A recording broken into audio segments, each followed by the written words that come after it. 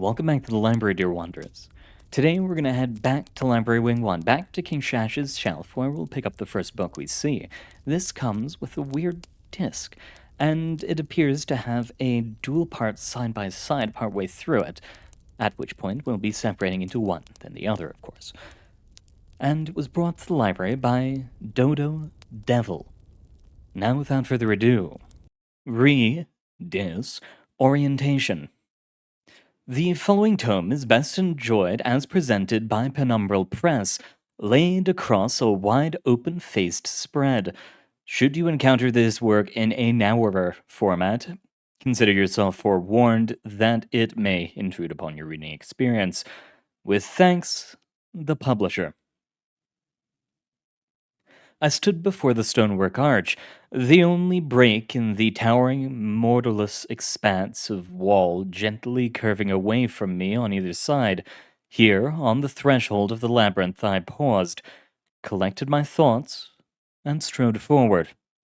The sun, once oppressive, felt cool as it greeted me again, having been briefly eclipsed by the vaulting curve of the aperture. On this new side, the damp and heavy air prickled the hairs across my arms, under the leather of my well-worn coat. Slowly, I raised my hand to the breast pocket and withdrew the item within. The finely polished brass gleamed as it caught the sun, illuminating the complexities of metalworking upon the disk's face.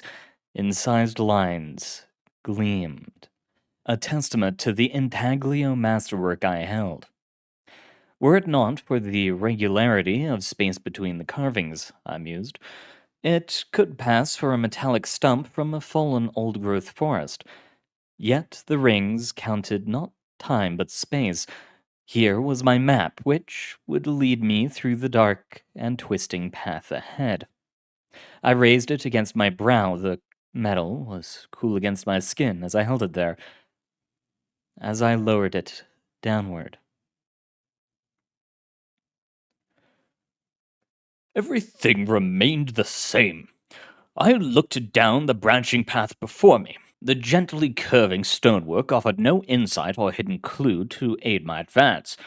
I grew embarrassed and uneasy, like a child waiting to cross a road that hitherto had constituted the end of the familiar. I glanced down at the disc in my hand, shifting it gently. I ran my finger over the smooth metal lip, the carved face. Whatever revelation this trinket promised me had faltered, but faith is easier shifted than abandoned.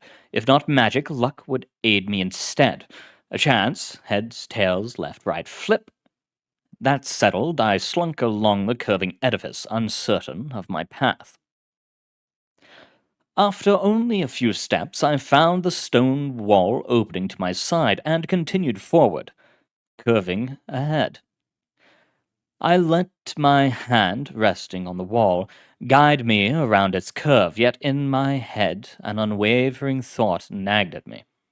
Had I already been this way before? This suspicion, this uncertainty, grew as my journey lengthened. Onward and onward I walked, at times meeting a dead end and looping back the way I came. Was it the way I came? The walls, ever the same heaps of stone, offered no landmark. My pace hastened as the chill air settled in my chest. Everything had changed. Gone was the masonry, and in its place I, bodiless, formless, beheld a series of concentric rings.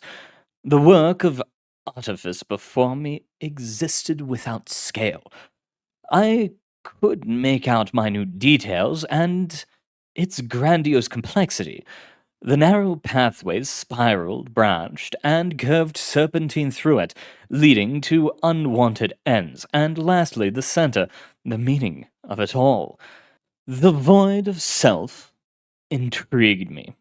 I had no eyes, no form. I saw without sight. The experience was pleasant, freeing. I let my gaze slip lazily across the contrived intricacy of the labyrinth before me, searching without meaning to for something familiar. There, near what I would learn to be the entrance, I spotted it. A speck of dust moving slowly through the twisting and turns.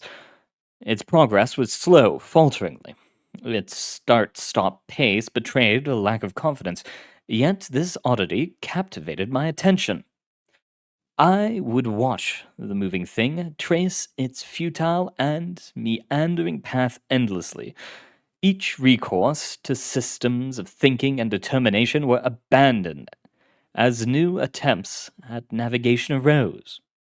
Yet, for all its progress towards the end was slender, and at times undone by few diversions along backward paths.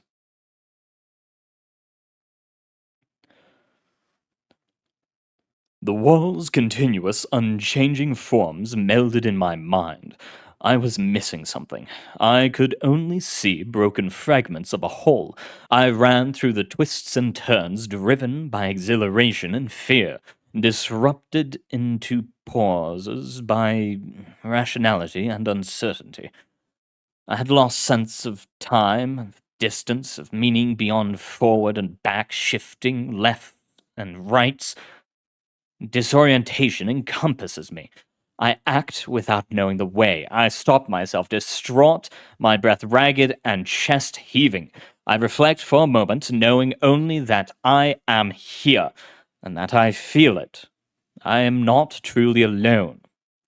I am the wanderer. I am Dante. I reach upward. I am. How it races!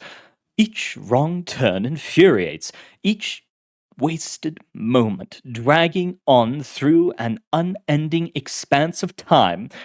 To see, to know, the path I had traced it in my consciousness 100 times over was relaxing. The maze was ordered, rational, intuitive, but to follow the cretin within, lost to it, was torturous.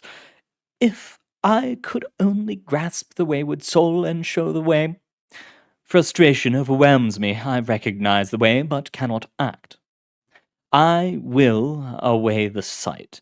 Darkness envelops me in a senseless pause. The rising tide of perturbations pass, receding as I open myself again to witness the figure. Motionless, it sees me. I am the guide. I am Virgil. I reach downward. I am both. The maze unfurled before me. With vision and motion, I tread confidently onward. Walking along the paths became meditative. I knew what lay before me and grew closer with every moment. Trance-like, I made my way along through the silent turns. My pace was steady and unflinching as the hitherto labyrinthian complex unwound, shifting into a conceivable route. I walked knowing I grew ever closer to the center. What was once beyond sight, knowledge, achievement, and obtainity now lay within reach. With this shifting paradigm came reflection. One may assume that the duality of experience I had undergone was jarring, or wonder how I could reconcile such opposition. Did one consciousness subsume or repress the other? Might I fear for the day that othered self would return to claim stake to the assemblage of I? In truth, these thoughts hadn't occurred to me. Each set of memories were distinct from one another, cohabitating along a new non-sequential axis of thought. The experience of the mind and body felt no truer than the mind without. Indeed, the moment of unity was pleasant. My thoughts were upon this perplexing complexion as I turned the last corner of the maze. And then I saw it. From the narrow claustrophobic spaces I had traversed, the clearing before me seemed infinite. My spine straightened and my breath deepened as I crossed the border that defined the maze, and there it greeted me. The circular expanse was dominated by a great misshapen form. There, the rocky monolith, whose broken peak left two angry, jagged spikes, pierced the gray sky. Its substance was paradoxical, half shone with the splendor of artistic precision. Curving ornamental vines and esoteric overlapping of lines and shape, yet also it was crude, unfinished in parts, lumpy and angular. Against it grew a pale tree, the tallest of its grasping branches reaching the statue's midway. I have hitherto spoken only of the labyrinth. Before me stood the Minotaur, witness of my transgression. Its presence demanded acknowledgment and response. Though I had voyaged through the labyrinth behind me, its challenge had been passive. It cared not whether I progressed through it, abandoned my goal, and sought the entrance, or became lost forever in its winding turns.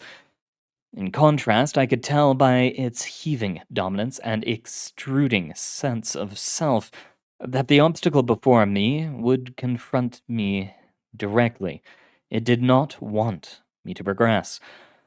Weary, I settled down against the wall and set about recording the days events to be presented to you, dear reader. Of the subsequent trial, I shall write another time. Kinslow. A wonderful tale, and I believe the start of a series called Labyrinthine Forms. But we should head on to the next work now.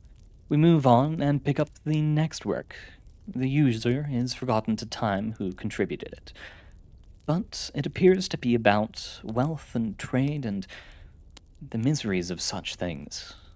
Let's take a look. Shylock's Quarter. Excerpt from an essay on the history of the city of Tibsom, Kingdom of Runners, Lemuria.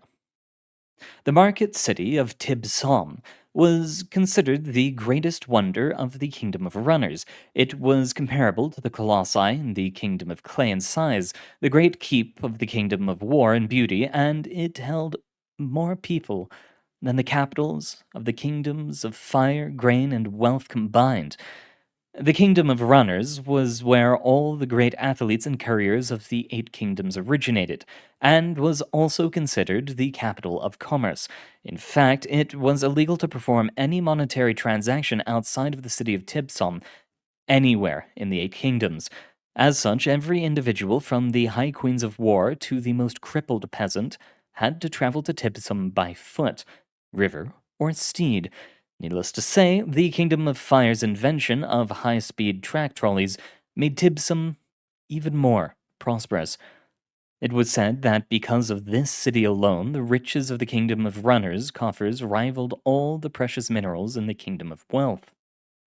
Merchants from all over the kingdoms, from the Kingdom of Plagues, and a footnote here. This is a misnomer. The Kingdom of Plagues was actually a place of great medical innovation, and a proper translation would be Great Land That Plagues Fear.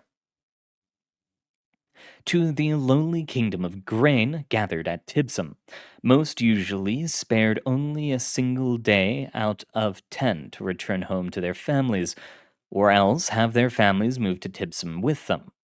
The market city was divided into 5 quarters: Lanu's Quarter, Tyrant's Quarter, and a footnote here. This was originally called Arahim's Quarter, but the name of Arahim, 29th King of War, was struck from the historical record following the fall of the Kingdom of Clay. Durno's Quarter, Wu Ku's Quarter, and finally Shylock's Quarter.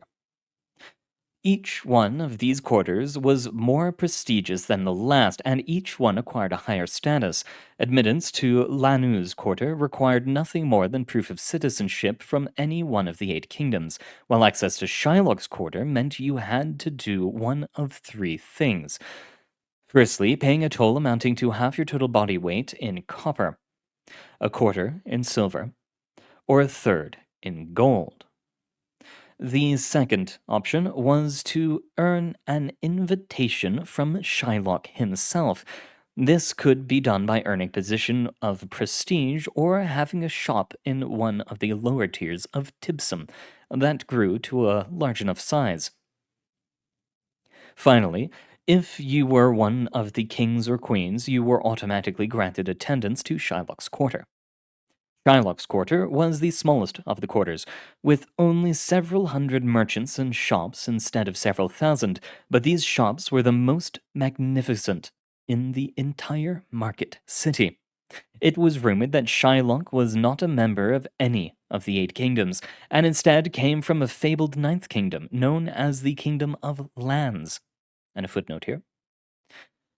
Italicized portion not translated.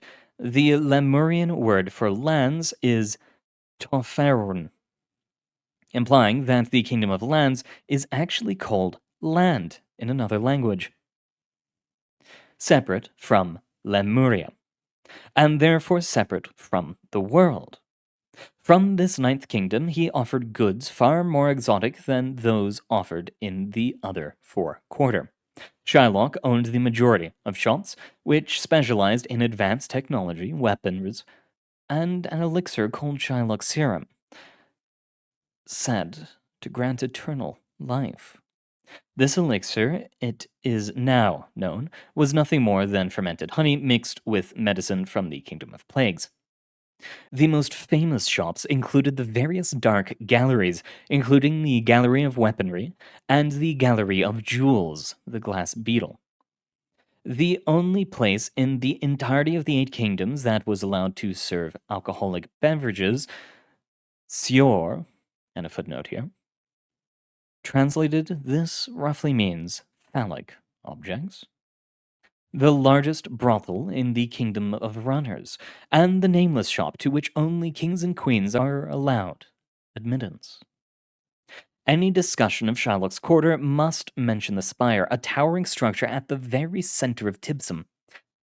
The spire was Shylock's seat of power, and admittance was only allowed to him and other shop owners. Counting Shylock, only 25 shop owners, most of them from the kingdoms of war or wealth, were allowed into the spire. It was rumored that all 10 of the great violations occurred in the spire at least once daily.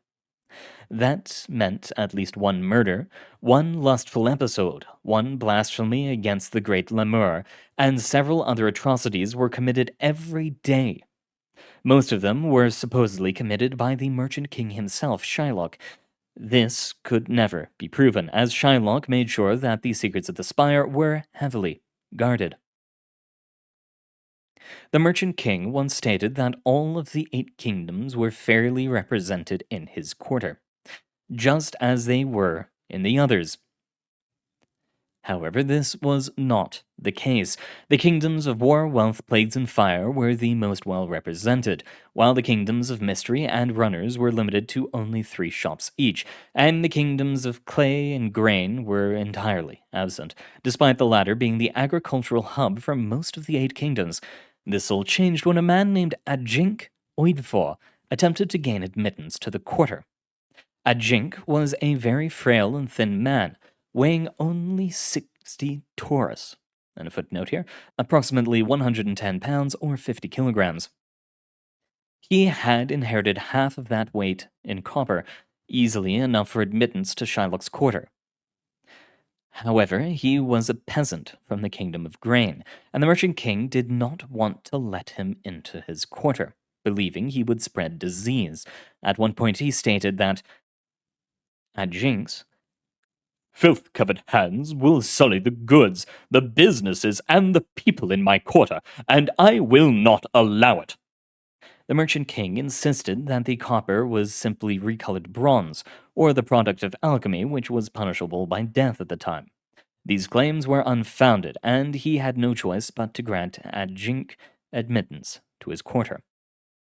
In here, Adjink established the first shop run by the Kingdom of Grain, a simple produce stall.